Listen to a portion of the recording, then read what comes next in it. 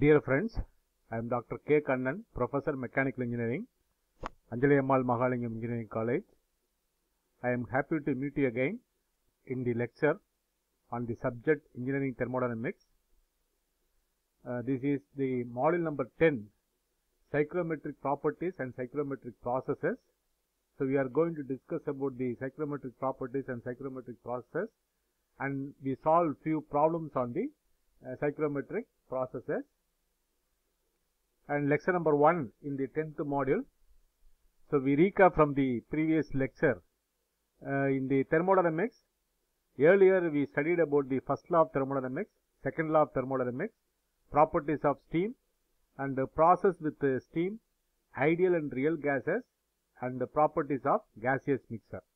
So the concept available in the all the topics are used here in the cyclometric.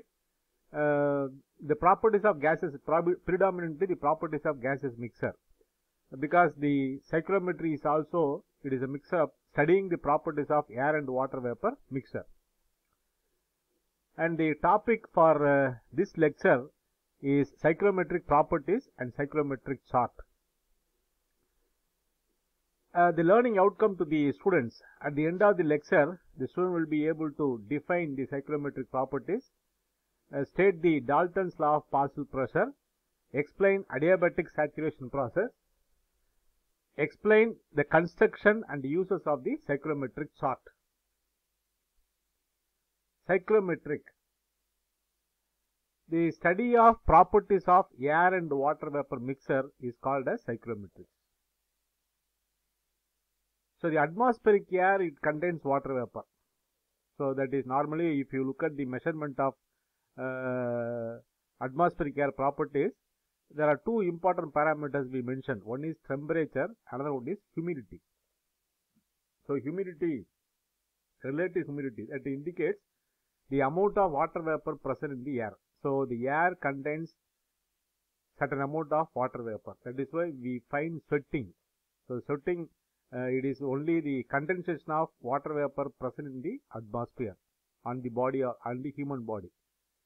So the study of properties of air and water vapor mixture is called a cyclometric. And this is important, this topic is important in the design of air conditioner. So in a air conditioned room, so air conditioner or air conditioning is a very popular technology. It is used everywhere. All the shopping mall, theater, even the office building, some of the industrial process, everywhere we require air conditioning.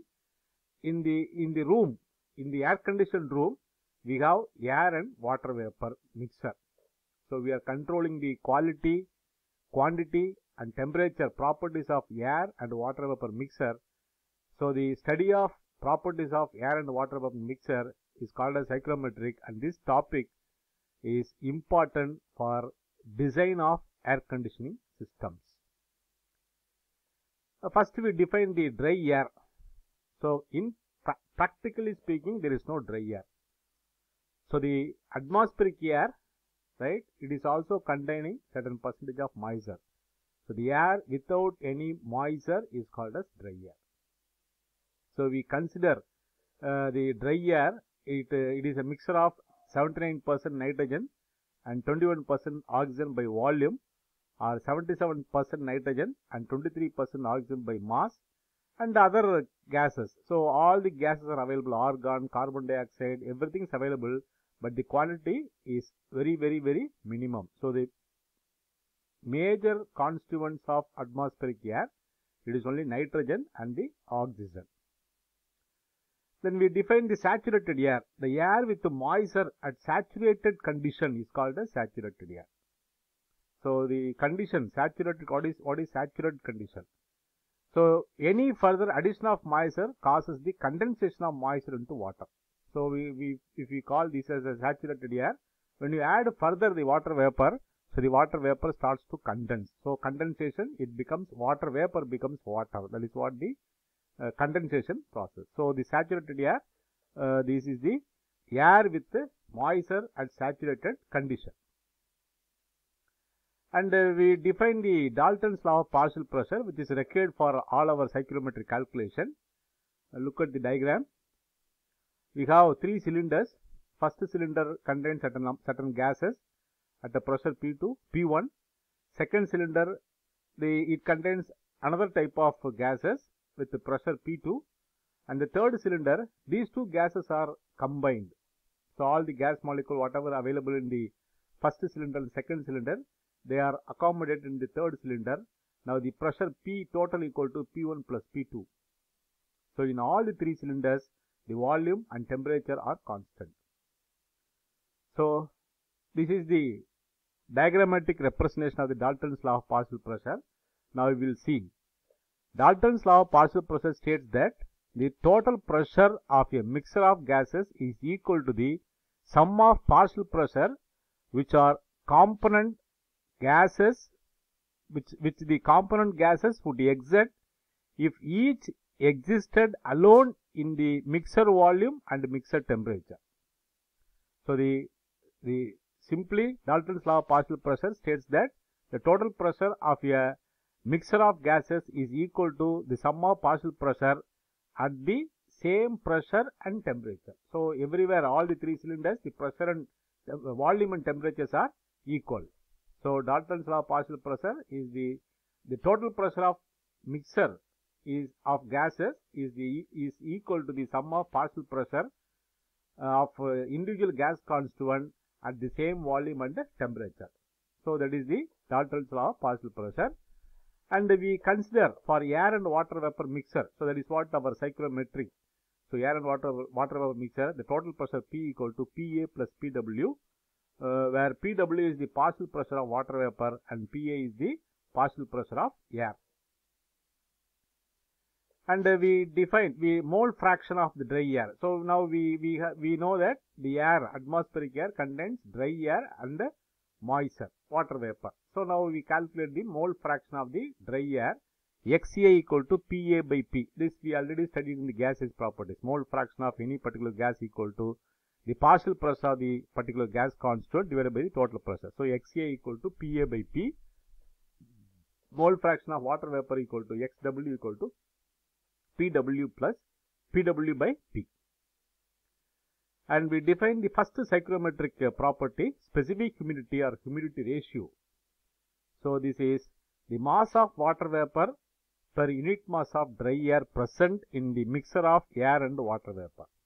So the mass of water vapor per unit mass of dry air present in the mixture of air and water vapor mixture. So W is the notation. W equal to mass of water vapor divided by the mass of the dry air. Mathematically M divided by G. So M is the mass of water vapor and G is the mass of the dry air. Throughout the literature we refer M is the mass of water vapor and G is the mass of the dry air. It is in kilogram per kilogram of dry air. So we have to find out the equation for the specific humidity. So for water vapor we use the perfect gas equation PV equal to MRT. So at the same volume and temperature PWV equal to MRW into T. And for dry air, PAV equal to G RA into T. So RW is the gas constant of water vapor, RA is the gas constant of the air. Now W equal to M divided by G. So you substitute PW by RW into T into RAT into RAT divided by PA into V. So V is cancelled, T is cancelled. So left out terms are PW by RW into RA by PA, which is PW by PA multiplied by RA equal to 8.314 divided by 28.96. So the universal gas constant divided by molecular weight of air. And for water, RW equal to 8.3143 divided by 18. So solving this, W equal to 0.622 PW by P minus PW. So this equation we have to remember.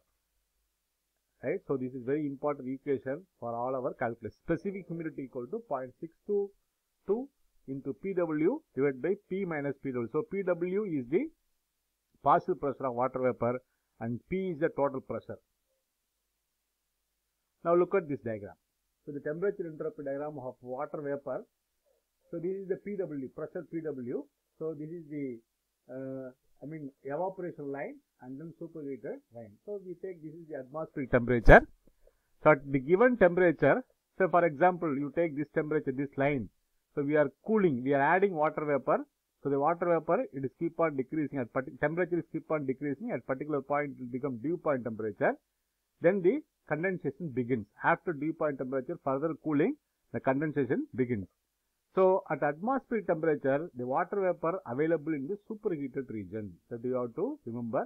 And for this temperature, this pressure is saturation pressure. PS is the saturation pressure. Now the air is if the air is saturated.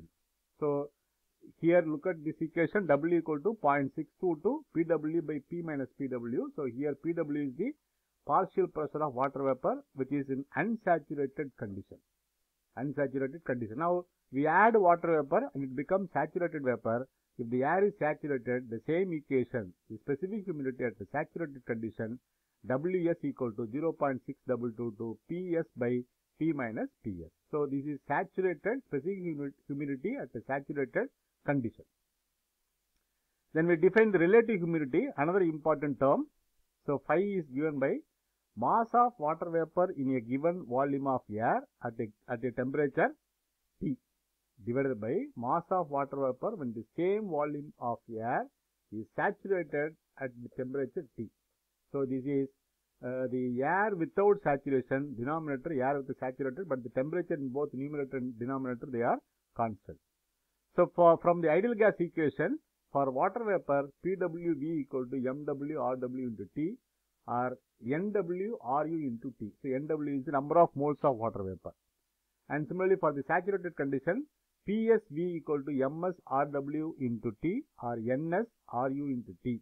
So substituting for the two terms, so this is equal to MW MS equal to PW by PS. So relative humidity is mass of water vapor divided by mass of water vapor in the saturated condition or partial pressure of water vapor divided by partial pressure of water vapor in the saturated condition. That is what the relative humidity. The next term is degree of saturation. So mu, that is actual specific humidity divided by saturated specific humidity. So mu equal to W by WS. So from the previous definitions we substitute for W and WS. So this becomes PW by PS into P minus PS divided by P minus PW. So there are two terms, PW by PS into P minus PS divided by P minus PW. That is what the degree of saturation. And we find out the temperature. There are three temperatures in the psychrometric: dry bulb temperature, wet bulb temperature and dew point temperature. So look at this diagram. We have a airflow through a duct. There are two thermometers placed on the air duct. One thermometer, it is dry bulb, another thermometer wet bulb.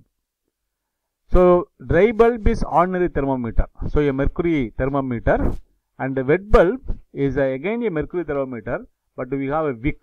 So wick is a cotton material, cotton wick, which is choked with water. So as the air flows through the duct, the first thermometer, it measures directly the air temperature.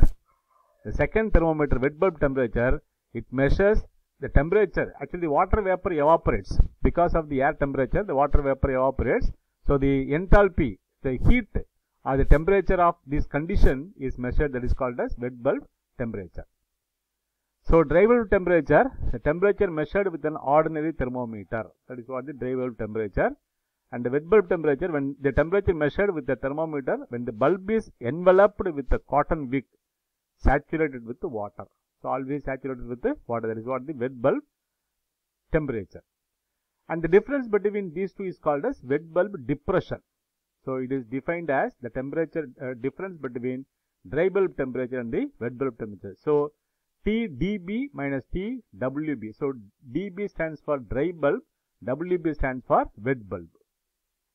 Then dew point temperature, DPT, the temperature at which the water starts to condense is called as dew point temperature. And the difference between the dew point temperature and the dry bulb temperature is called as dew point depression. It is a difference between dry bulb temperature and the dew point temperature. So dB minus T dP. So dry bulb and dew point, that is the dew point depression. And psychrometer. Psychrometer is an instrument which measures the dry bulb temperature and the wet bulb temperature of the air. So it is an instrument. sling psychrometer is very popular. So sling psychrometer, look at the psychrometer here. So you have two thermometer fitted on the on your frame. So the thermometer with the wick, it is called as wet bulb thermometer, and the ordinary thermometer is called as wet bulb thermometer, dry bulb thermometer, and two thermometer are fitted on the metal frame, and at the end of the metal frame you have a handle. About the handle we can rotate. You can rotate the thermometer. So we can rotate. So the sling psychrometer we can rotate. So after few minutes or few seconds of rotation or few rotations, we can measure the temperature. One thermometer shows the dry bulb temperature, another thermometer shows the wet bulb temperature.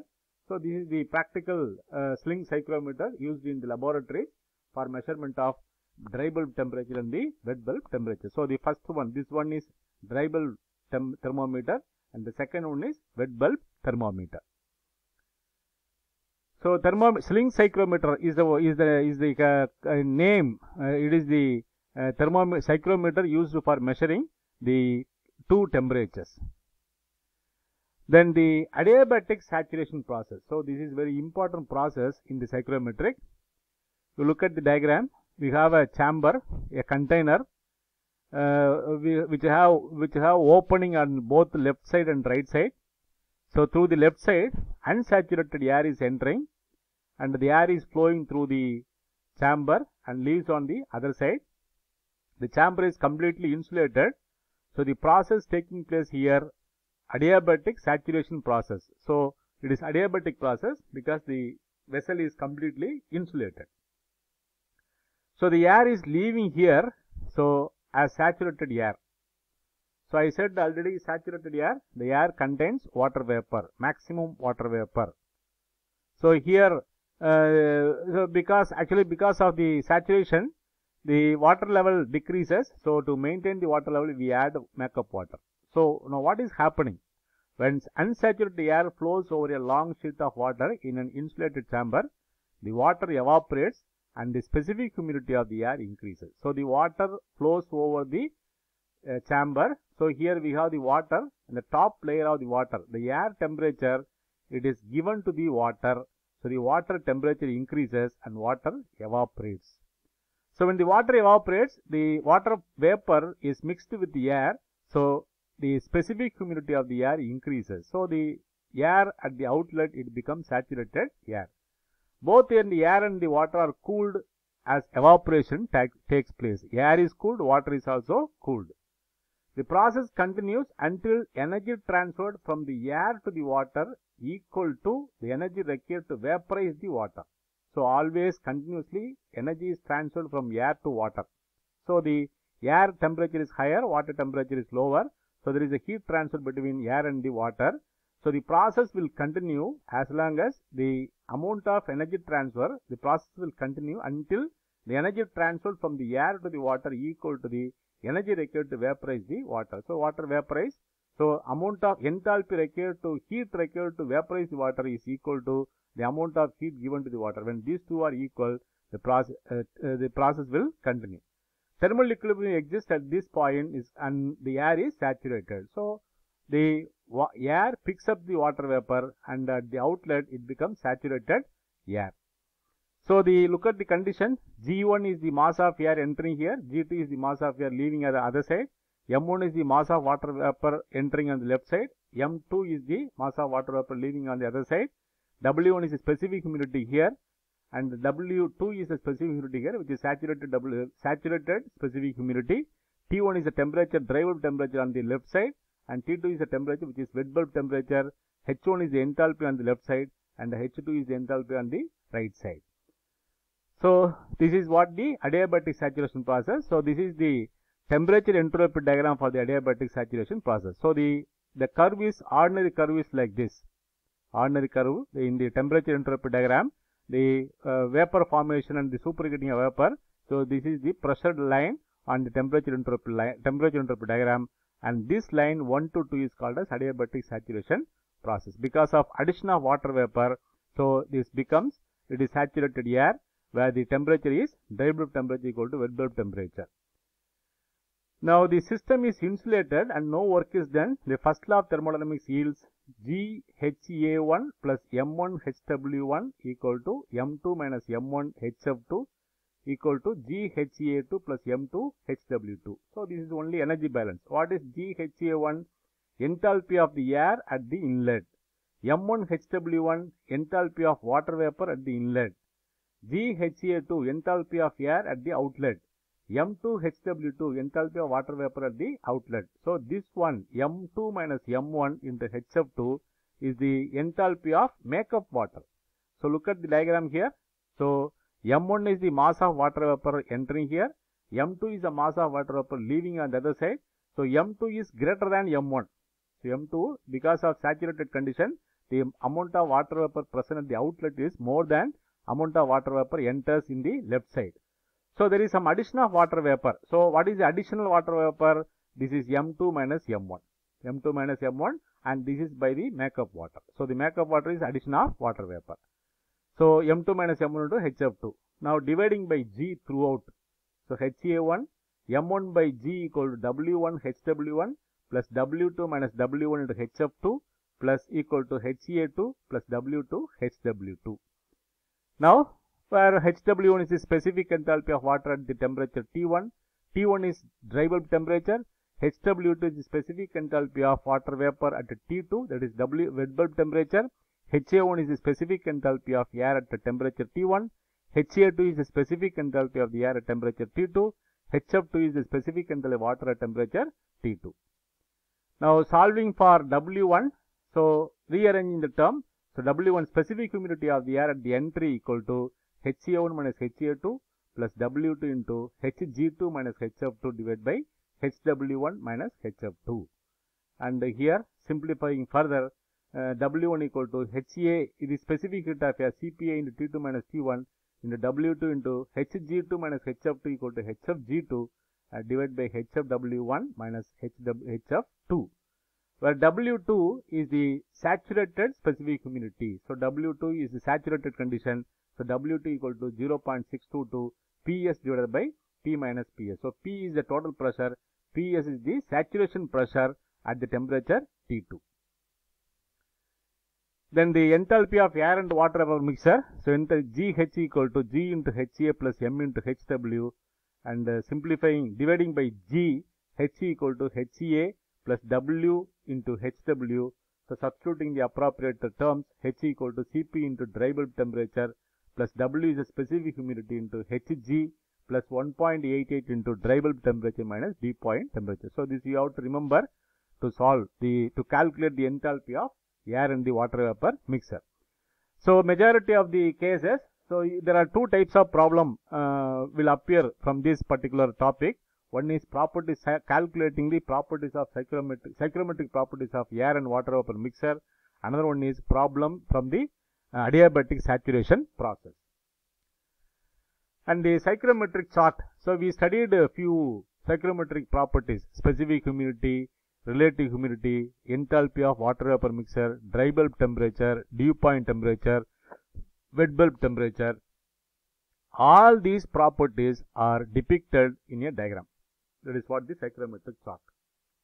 So what are the parameters? X-axis we have the dry bulb temperature. Y-axis we have the kg of moisture per kg of air, that is a specific humidity. And the final line, this line is called as wet bulb temperature or dew point saturation temperature. So this temperature line is wet bulb temperature. And here we have the enthalpy of saturation. We have number of lines. Here we have the scale of enthalpy of saturation. And we have a curved line like this, that is what the relative humidity line. So specific humidity on the y-axis, dry bulb temperature on the x-axis, we have the relative humidity line. The final line is 100% relative humidity or wet bulb temperature, dew point temperature or the saturation temperature, and here we have the enthalpy of saturation. And this is what the real psychrometric chart which we may use for solving the problem. And here look at here the temperature, dry bulb temperature up to 50 degree, and here humidity ratio, that is specific humidity, a kilogram per kilogram of dry air, 0.004, 0.008, 0.012, 0.016, 0.020, 0.024, 0.028. So this is what the specific humidity. And you have relative humidity line, 90%, 80%, 70%, 60%, 50%. So all the curved line are relative humidity line. And you have the 0.82, 0.84, this is what the volume meter cube per kg of dry air. So 0.88 meter cube per kg of dry air. So all these lines are specific volume line.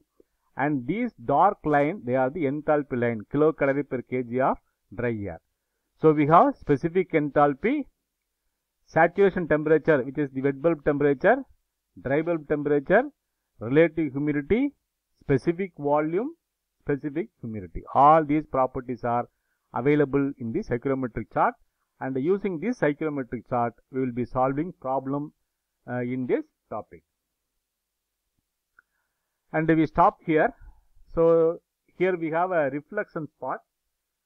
In the reflection spot, what you do now? Write down the terms or title you remember from the lecture.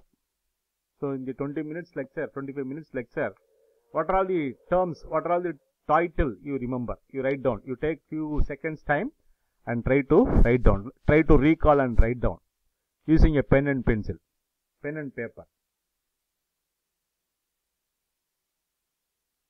I give few seconds. Please write down few terms.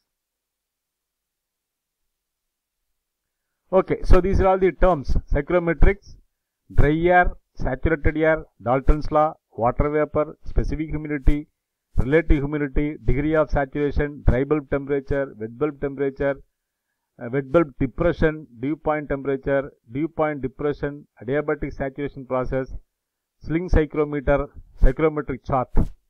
So if you have written minimum 5 of these topics, and you are good. And these are all the books I referred for preparing the slides. You can also refer to it for additional information. And you can write to my mail ID. I will answer all your queries. Thank you for watching. You subscribe the channel so that I will update continuously the video lectures on the thermal engineering subjects. Also video lectures on the GATE coaching. So subscribe and get the learning. You continuously learn on the subject. Thank you again.